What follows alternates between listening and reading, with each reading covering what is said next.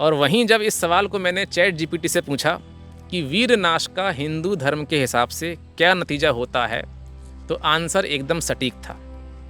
चरक संहिता के हिसाब से वीरनाश का नतीजा होता है लैक ऑफ मेंटल क्लैरिटी, और लैक ऑफ मेंटल क्लैरिटी का मतलब होता है मेंटल हेल्थ इशू।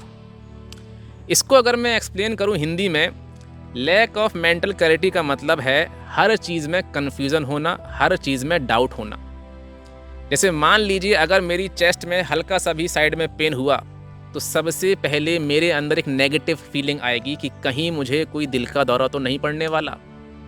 अगर मैंने किसी को बीमारी में देख लिया, कोई वीडियो देख लिया बीमारी का, तो सबसे पहले मैं ये चेक करूँगा कि कहीं इसके सिम्टम्स मेरे शरीर के अंदर तो नहीं हैं।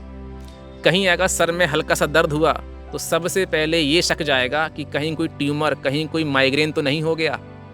आगे चरक संहिता के हिसाब से वीरनाश करने वाले के अंदर सुस्ती बनी रहती है, थकान बनी रहती है, कंसंट्रेशन वीक हो चुका होता है, कुल मिला के किसी भी काम में उसका मन नहीं लगता। और आगे आंसर मिलता है कि mind become restless and more prone to lustful और नेगेटिव थॉट्स। मतलब मन बेचैन रहेगा और नेगेटिव थॉट ज़्यादा आएंगे, और इसी को कहते हैं मेंटल हेल्थ प्रॉब्लम, बेचैनी, नेगेटिव थॉट की समस्या।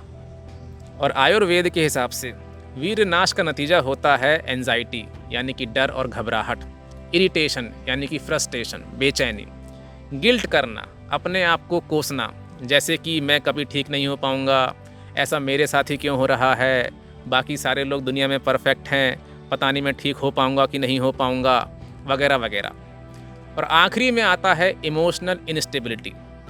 जैसे कि कई लोग होते हैं, उन्हें अकेले में खाली बैठ के रोना अच्छा लगता है, या कुल मिला के उन्हें बार बार हर छोटी सी बात पर रोना आ जाता है। तो ये सब वीरनाश का नतीजा होता है।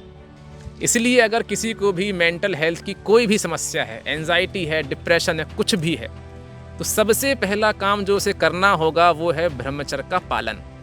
क्योंकि भगवत गीता में भगवान श्री कृष्ण ने कहा है कि ब्रह्मचर्य हमें मेंटल स्टेबिलिटी देता है, डिसिप्लिन देता है, इमोशनल कामनेस देता है। यानी कि लोकल भाषा में अगर कहा जाए तो कुल मिला के ब्रह्मचर्य हमें एंजाइटी और डिप्रेशन से मुक्ति देता है।